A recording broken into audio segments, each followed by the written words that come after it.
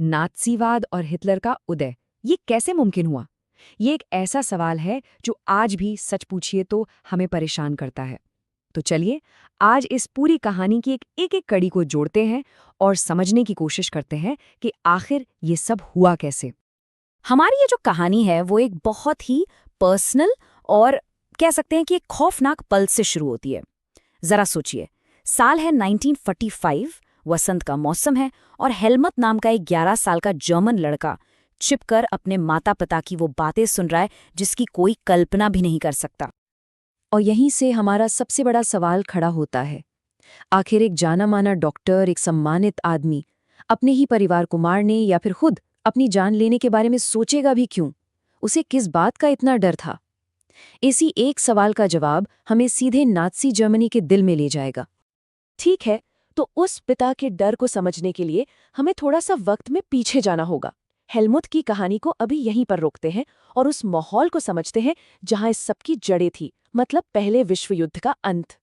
तो हुआ ये कि पहले वर्ल्ड वॉर में हार के बाद जर्मनी पर वर्साई की संधि थोप दी गई और इसकी शर्तें मतलब पूरी तरह से तबाह कर देने वाली थीं। जर्मनी ने अपने सारे विदेशी उपनिवेश खो दिए, 10% आबादी चली गई, 13% जमीन हाथ से निकल गई और तो और देश के 75% लोहे और 26% कोयले के भंडार भी छीन लिए गए। और जैसे ये सब काफी नहीं था, ऊपर से 6 अरब पाउंड का जबरदस्त हर्जाना भी लगा दिया गया। उस जमाने में ये रकम सोच से भी परे थी। ये नक्शा दिखाता है कि जर्मनी का कितना बड़ा हिस्सा उससे छिन गया था। लेकिन जमीन से कहीं ज्यादा संधि की युद्ध अपराध बोध वाली शर्त ने जर्मनी के स्वाभिमान पर एक गहरा जख्म दिया। इसने पूरे देश में अपमान और गुस्से की एक ऐसी आग जला दी जो आगे चलकर बहुत कुछ बदलने वाली थी। और यही तो सबसे अहम बात है। जर्मनी का जो नया लोकतंत्र था, वाइमर गणराज्य, वो जन्म से ही हार और अपमान का दाग लेकर पैदा हुआ था।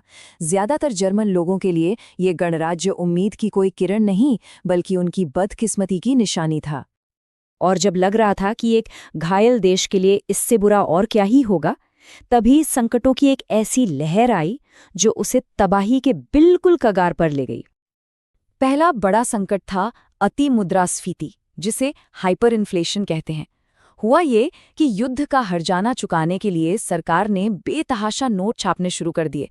नतीजा, जर्मन मार्क की कीमत रद्दी के कागज के बराबर हो गई। सोचिए, मिडिल क्लास की पूरी जिंदगी की बचत रातों रात बेकार कागज के टुकड़ों में बदल गई।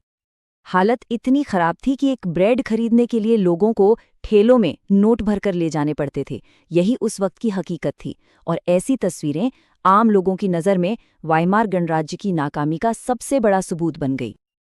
जैसे तैसे अमेरिकी कर्जों की मदद से जर्मनी की अर्थव्यवस्था पटरी पर आ ही रही थी कि उसे एक और तगड़ा झटका लगा। 1929 का वॉल स्ट्रीट क्रैश और उसके बाद आई महामंदी।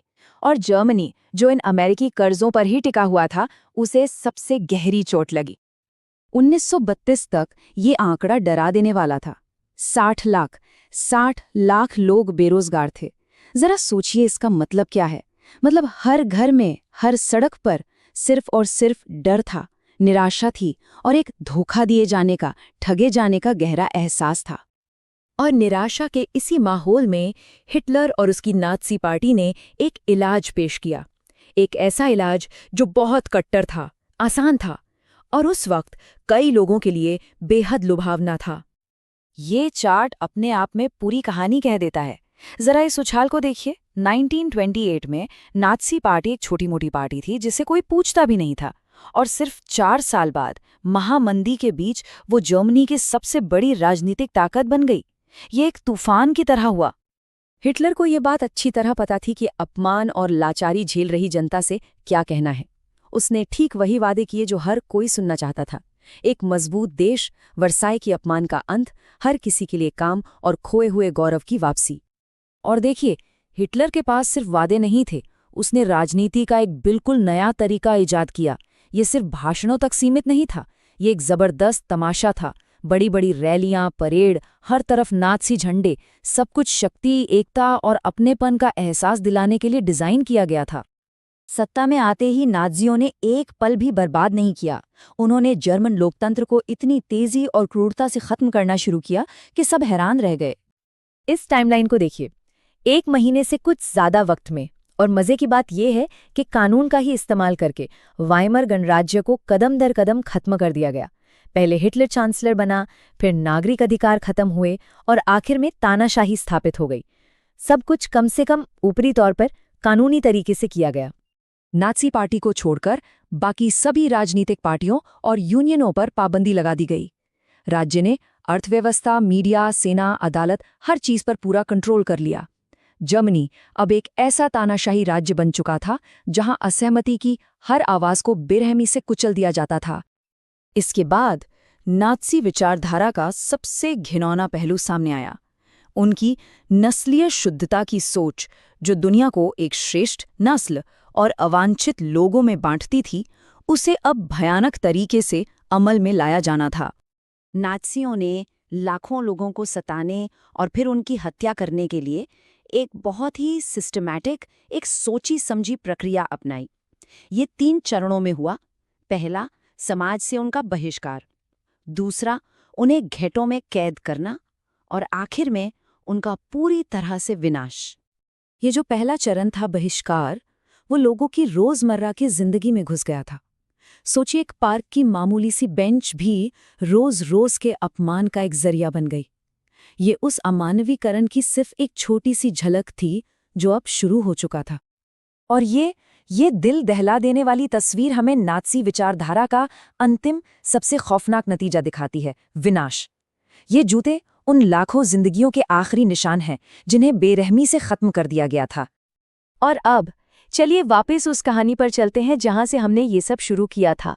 वापस हेलमुट और उसके माता पिता की उस भयानक बातचीत पर।